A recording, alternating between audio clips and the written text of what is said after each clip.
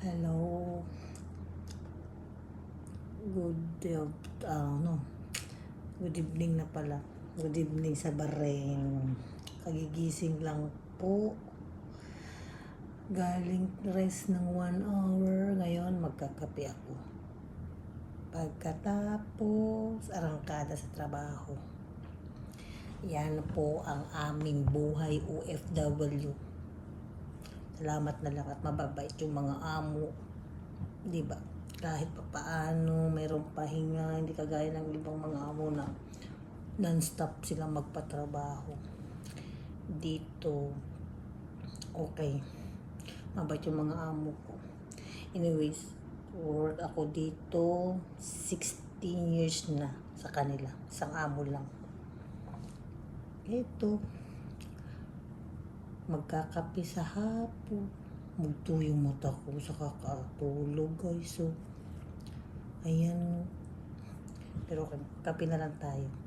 Tapos pagkatapos nito, mamamlansya at tayo. Diba? Wala lang, mag-try lang ba? Padas tayo man nga ag-upload ka na. Apo, di rupa ko na yan apaw na eh. Wanan bumakuton di taon na eh. Gusto lang dito. Kailangan na magtrabaho. Tsaka pala, ingat-ingat dyan sa Pinas.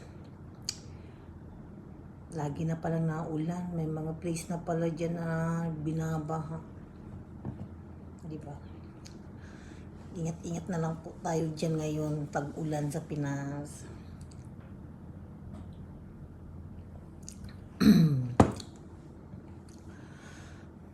Wala lang. Mag-try lang ba? Yan ko ba?